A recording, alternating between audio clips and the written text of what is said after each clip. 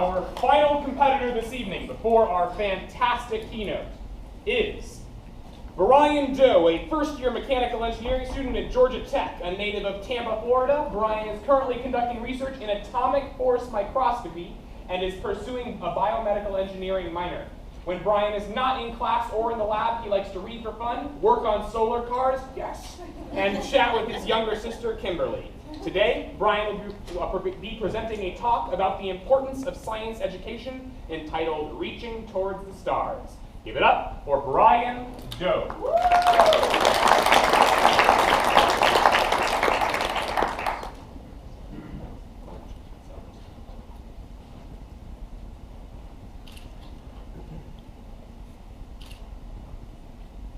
This Valentine's Day, I was in my room with my one true love, science. In fact, I was trying to come up with my favorite science memory for this very speech. I think I finally figured it out. My top science memory of all time involves me hiking this past summer. Now, at first glance, this might seem rather odd. Why would a scrawny kid like me choose a demanding outdoor expedition as his favorite science memory? Well, it all has to do with the sky.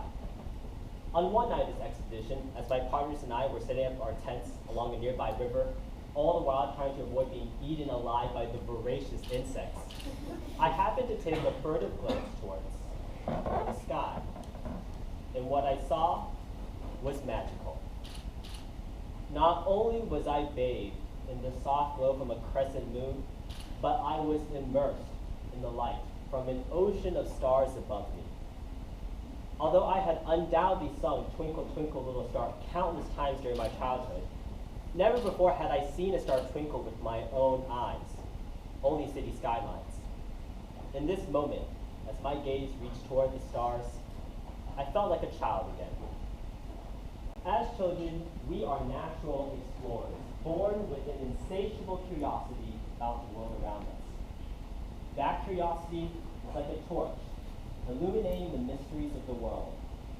And science is its flame. Science is much more than just a list of facts. It's a way of knowing. It allows us to understand everything from how two galaxies can collide to even more important things like how a dress can be both white and gold and blue and black simultaneously. Together, science and curiosity form a life that simultaneously reassures us and beckons us onwards towards the unknown.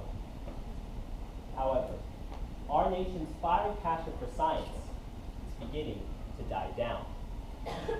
In 2012, the Organization for Economic Cooperation and Development released its global rankings of countries in science. Guess where the U.S. falls on that list? 5? 10? 25? Nope. Those are all far too high. The U.S. is actually number 36. 36. The U.S., a global superpower, is currently lagging behind insignificant countries like Latvia, a country smaller than West Virginia, whose entire GDP is less than 85% that of Wyoming's. In fact, Latvia is so insignificant that you probably didn't even notice that this isn't even Latvia. And that's not the flag. This is Latvia, and that is the flag.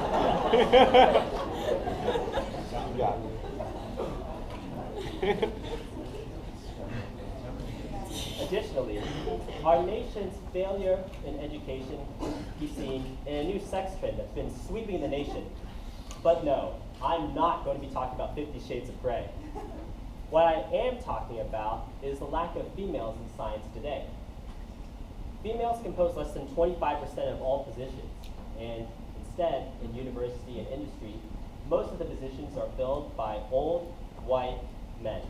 And we all know how bodies composed solely of old white men are at making decisions. So, what can we do? The answer lies in reinvigorating science education. I'm sure that many of us in this room today are interested in science because of a teacher who showed us that anything is possible. That teacher for me was my physics teacher. Mr. Brockman. I still remember his room as if I had visited it yesterday, with its power tools, its computers, and heavy physics tomes lining the walls. But the thing I remember the most of all is a poster. Right when you walked into the room, next to the American flag was a poster, emblazoned with the words, "Failure is not an option." If failure is not an option, then my pursuit of science was only an option because of Mr. Brockman. During high school, I was like an astronaut, always reaching toward the stars. But although the astronauts are the ones that achieve the fame, it is really the tireless work of those in mission control that ensures that they are headed on the right course. Mr. Brockman was my mission control. We all have that special person in our lives that changes their course forever. Education enlightens us, but education in science illuminates our common humanity. Each of us, every single person in this room, is fundamentally identical. We share the same air, the same planet, even almost the same DNA. We all hope for a better tomorrow, for brighter, more pleasant days ahead. As the famous astronomer Carl Sagan once quipped, we all live on a pale blue dot, and it is the only home we have.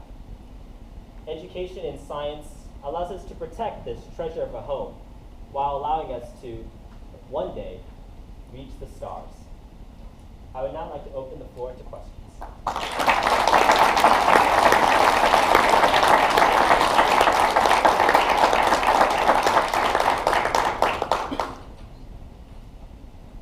Yes. If you could have one person mentor you in science, who would you choose? Throughout all of history? Or Let's go with alive today. alive today? Okay. Yeah, short list. I would say that the person who I would like to be most mentored by is Brian Greene. So Brian Greene is a theoretical physicist whose work is string theory. He works at Columbia University. And he has always been a very inspirational figure for me because it was because of him that I initially had interest in science. When I was in 5th grade, I read his popular science book, and it was just amazing for me. And I feel as though, focusing on areas that are so abstract really lends a great creativity, but also his work in being a popularizer of science, especially something so esoteric, so abstract, is something that I aspire to be. So that's the person whom I would choose.